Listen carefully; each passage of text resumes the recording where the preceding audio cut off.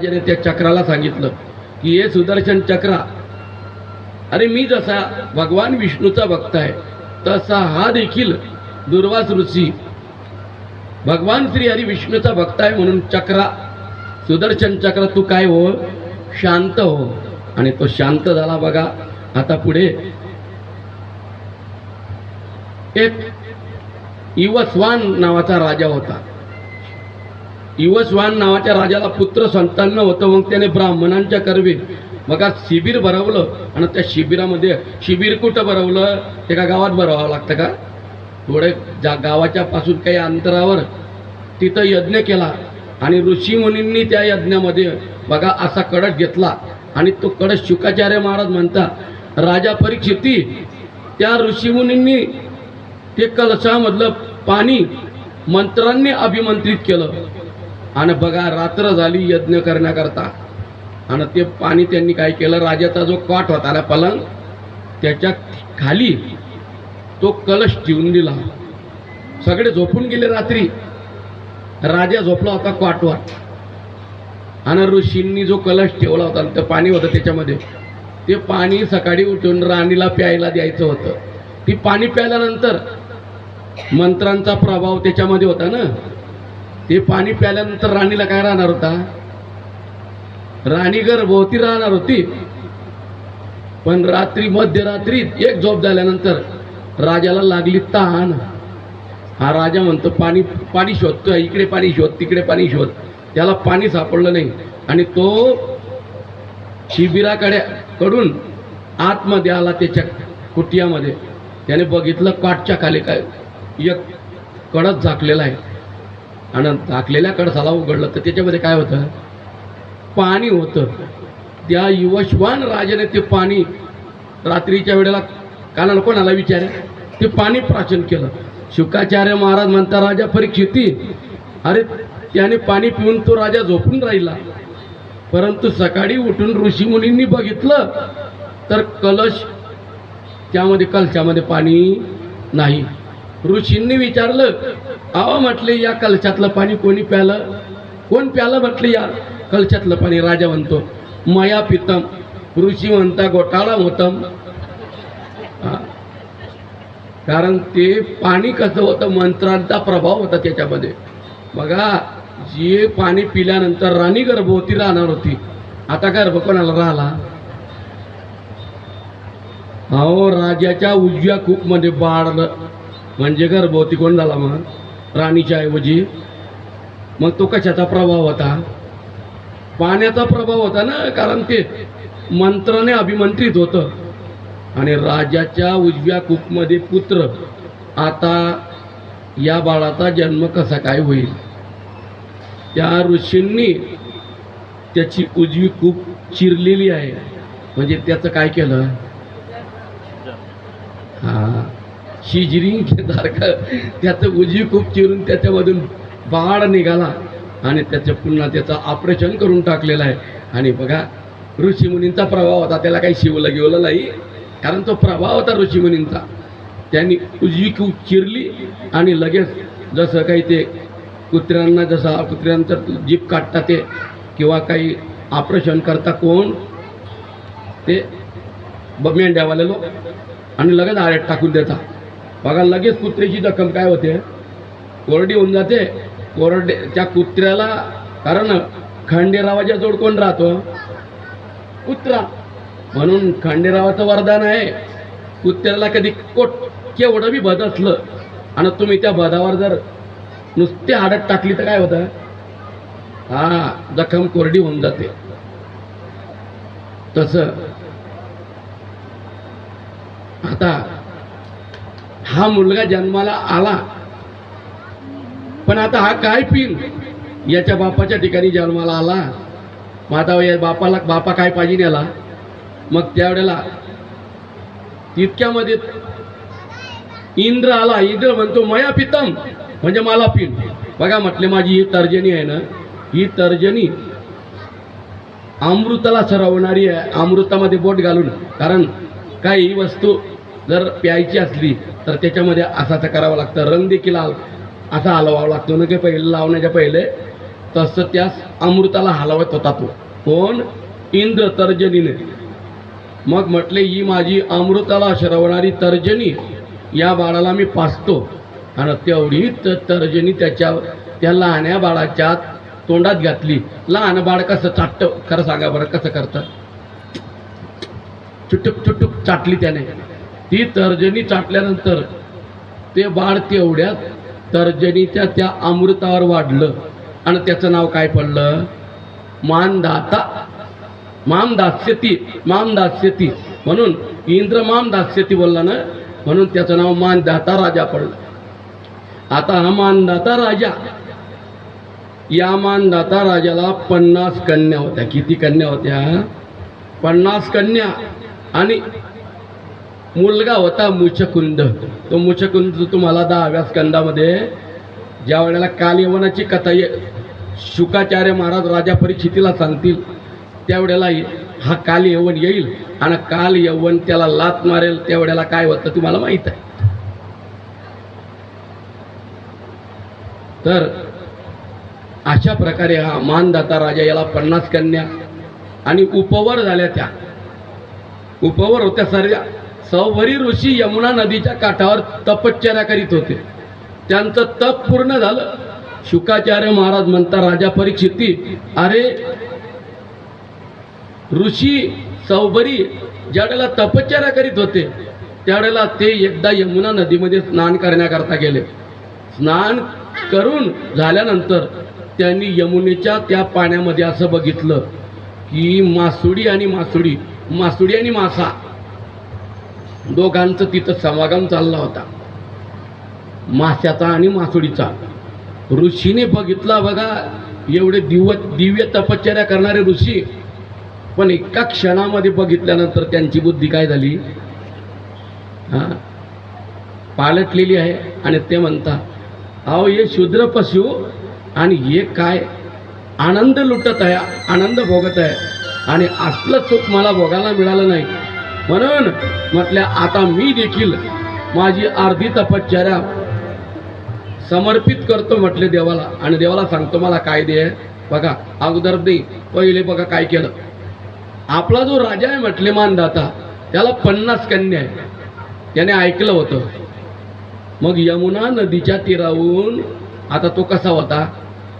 वयस्कर होता. वयस्कर माणसाची चामडी कशी असते हो, तुम्हाला अगोदरच सांगितलं.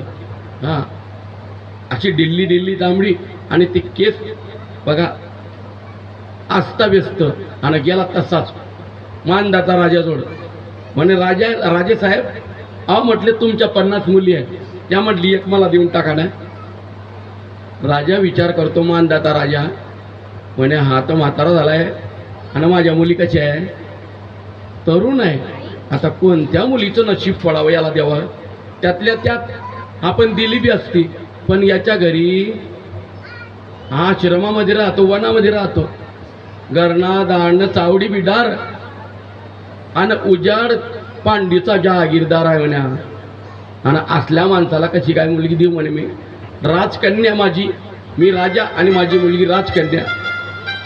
राजाने असा युक्तिवाद केला. अंतपुरामध्ये जा म्हटले, आणि अंतपुरामध्ये जाऊन जी मुलगी तुम्हाला पसंत करेल त्या मुलगीला खुशाल वरून घ्या. आता ऋषी होते हुशार, आणि ऋषीने विचार केला. राजाने माझ्यासोबत युक्तिवाद केलेला आहे.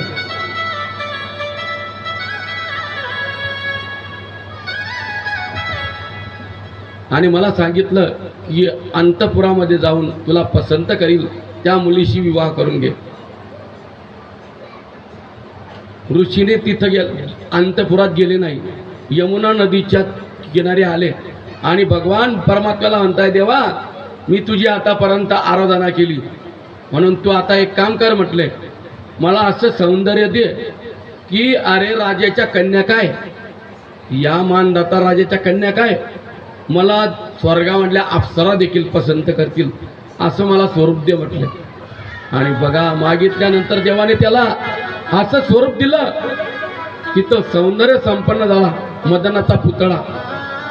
आणि गेला अंतपुरामध्ये.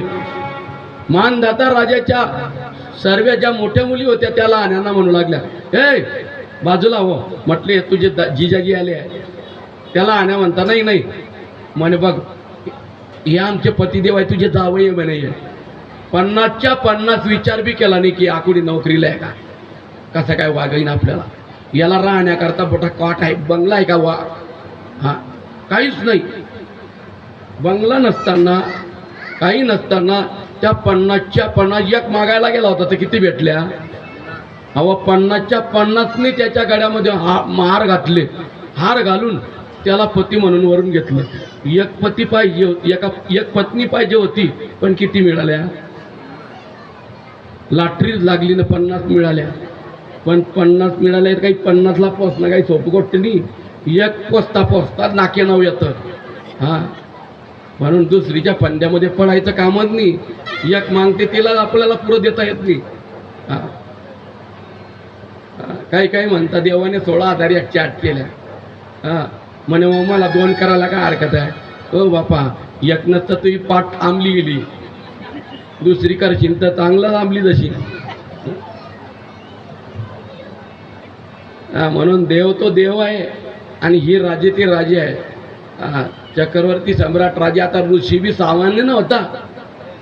ऋषीनी 50 त्या मानदाता राजांच्या कन्येशी विवाह केला आणि सांगितलं, देवाला सांगितलं, भगवान श्री हरी विष्णूला, देवा मी तुझी जी आराधना केली आहे त्यामधून अर्ध पुण्य मी तुला अजून समर्पित करतो आणि मला असं एक विमान दे की त्याच्यामध्ये 50 घरं असावे आणि 50 घरांमध्ये प्रत्येक पत्नीची सेवा करण्याकरता कोण असावे, दासी असाव्या.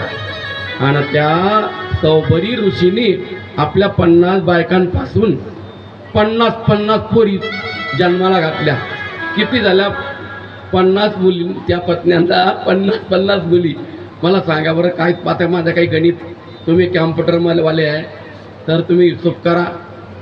काय झाल्या, किती हिशोब झाला. 50 बायकांना 50 मुली झाल्या. किती झाल्या.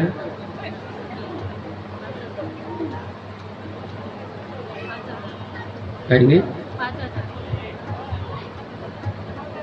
5,000. हा 25,000.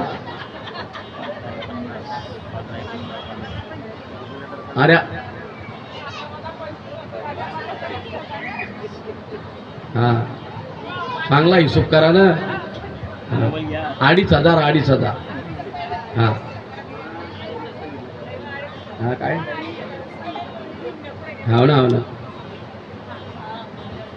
2,500 25,000 2500. हा 2,500 मुली झाल्या त्यांना. बघा 2,500 मुली आणल्या. आता जरी असत्या तर बरं झालं असतं बापा, 2,500 पोरांचं तरी चांगलं होऊन गेलं असतं. अशा प्रकारचं ही कथा इथं शुकाचार्य महाराजांनी राजा परीक्षितीला सांगितलेली आहे. आणि आता पुढे याच्या वंशामध्ये त्रिशंकू आणि त्याच्या वंशामध्ये हरिश्चंद्र राजा. आता हरिश्चंद्राचं चरित्र तुम्ही फार ऐकलेलं आहे, बघितलेलं आहे टीव्हीवर. हरिश्चंद्र, त्याची राणी तारामती आणि त्यांचा पुत्र रोहिदास. बघा यांना देखील पुत्र संतान नव्हतं, परंतु त्यांनी वरुण देवाचं, बघा वरुण देवाला हरिश्चंद्राने सांगितलं मला पुत्र संतान दे.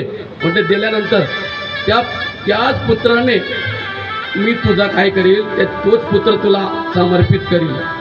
हां असं त्याने सांगितलं होतं. परंतु बघा आपण, तुम्हाला माहीत आहे की या हरिश्चंद्र राजाने स्वप्नामध्ये जे इष्टेत म्हणजे आपलं ऐश्वर, आपलं राज्य दान देऊ केलं होतं, ती जागरूकतेमध्ये दान दिलं होतं का नाही. असं कोणी झालाय का. अरे जागृतीमध्ये दिलेलं देत नाही बरं, पण स्वप्नामध्ये दिलं. हां आता तो हरिश्चंद्र राजा आणि त्याच्या वंशामध्ये बघा पुढे सगर राजा याने अश्वमेध नावाचा यज्ञ केला. मर्यादा पुरुषोत्तम प्रभू रामचंद्रांनी जो यज्ञ केला ना, तोच यज्ञ बघा सगर राजाने केला. आणि त्याकरता त्या घोड्याचं संरक्षण करण्याकरता त्याचे 60,000 पोरं परंतु इंद्राला असं वाटू लागलं की याचा जर यज्ञ सफल झाला तर आपल्या गादीला काय आहे, हा धाक आहे. म्हणून त्याने तो घोडा पकडला आणि कपिल मुनींच्या आश्रमात बांधून दिला. त्यावेळेला ते 60,000 पोर आहे ना, त्यांनी घोडा शोधला, परंतु घोडा पृथ्वीवर सापडला नाही. शेवटी 7 खड्डे खोदले, 7 बघा 7 खड्डे खोदले, 7 नाही बरं 7च. आणि ते 7 खड्डे खोदून ते कपिल मुनींच्या आश्रमात पाहिलं तर घोडा बांधलेला होता. मग हे 60,000चे 60,000 पोरं कपिल मुनींची निर्भत्सना करू लागले, अद्वा तद्वा बोलू लागले. परंतु कपिल मुनी तर शांत मूर्ती होते, परंतु त्यांच्या डोळ्यामधून तेज निघालं आणि 60,000चे 60,000 पोरं सागर राजाचे काय झाले, जडून राख झाली. त्यांच्या उद्धाराकरता बघा अंशुमान आला, गंगेची आराधना केली. परंतु कपिल मुनींनी सांगितलं तर गंगा आणल्यानंतर या तुझ्या पूर्वजांच्या तुझ्या पितरांच्या राखेच्या ढिगाला जर त्या गंगेच्या पाण्याचा स्पर्श झाला तर यांचा उद्धार होईल. अंशुमान घोड्याचा शोध करीत आला आणि पाहतो तर घोडा बांधलेला आहे. त्याने आपल्या पितरांसारखं केलं नाही, चुलत्यांसारखं केलं नाही. कपिल मुनींना शरण गेला. श्री संताची माथा चरणावरी साष्टांग हे करी दंडवत.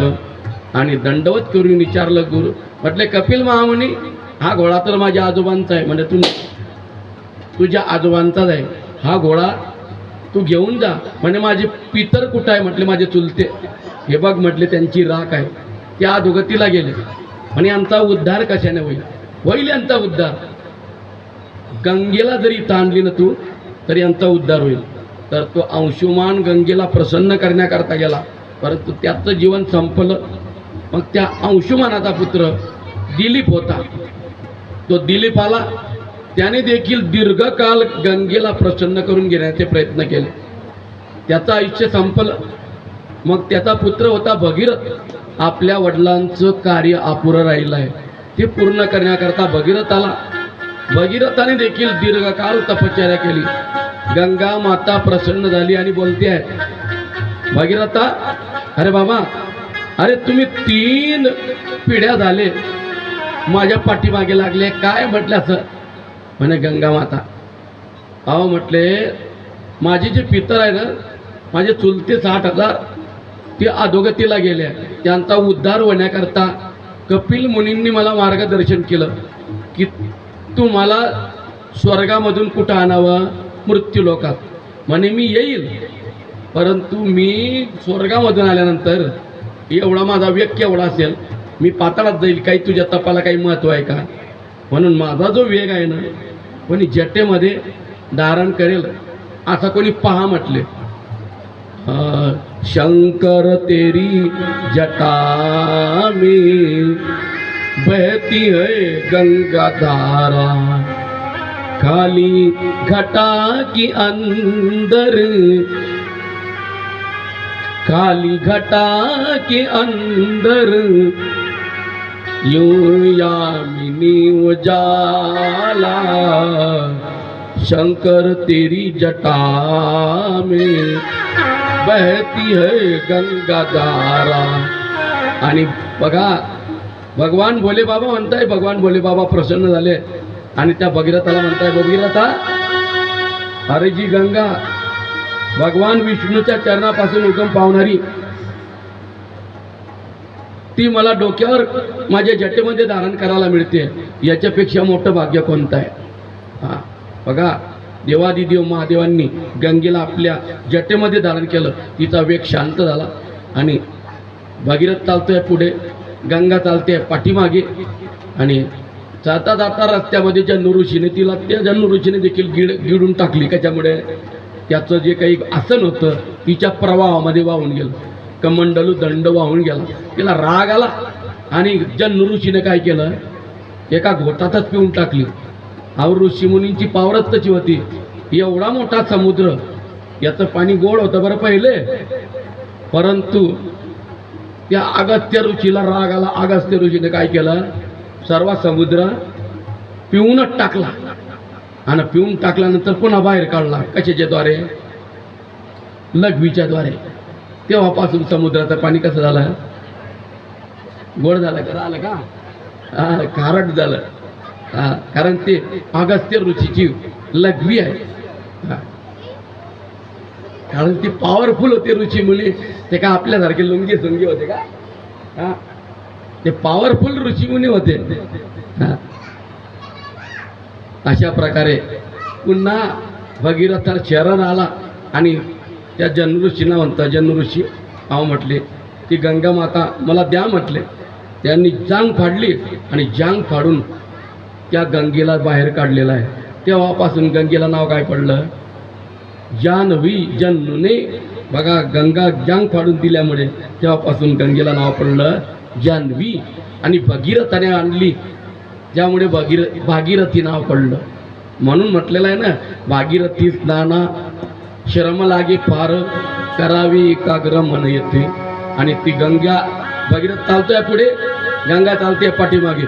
जिथं 60,000 पितरांची राख होती त्या राखेला त्या पाण्याचा स्पर्श होताच ते 60,000 के 60,000 त्यांना दिव्य शरीर प्राप्त झालेले आहे.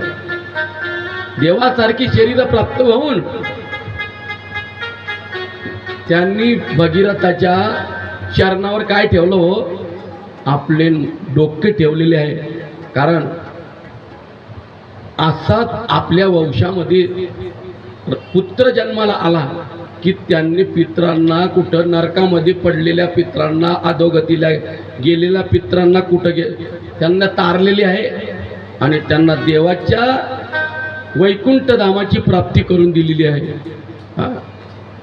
धन्यवंशी जन्मला भगीरथ, धन्यवंशी जन्मला भगीरथ. गंगा आणून पूर्वज केले मुक्त, धन्यवंशी जन्मला भगीरथ. संत त्यांचं वर्णन करताय भगीरथाचं की धन्य आहे तो भगीरथ आणि तो वंश धन्य आहे की ज्या वंशामध्ये भगीरथासारखा सुपुत्र जन्माला आला की अधोगतीला गेलेले पितर त्या पितरांची त्याने ऊर्ध्वगती केलेली आहे, त्यांचा उद्धार केलेला आहे. असा पुत्र ज्या वंशामध्ये जन्माला येतो त्या पुत्राला काय म्हणता हो? सुपुत्र म्हणतात. आणि जे आपले पितर स्वर्गामध्ये असतात त्या पितरांना नरकामध्ये ढकलतात त्यांना कुत्र म्हणायला काय हरकत नाही. हा, आता बघा असं हे शुकाचार्य महाराजांनी सगर राजाची कथा सांगितली. आणि आता इथं थोडक्यात म्हणजे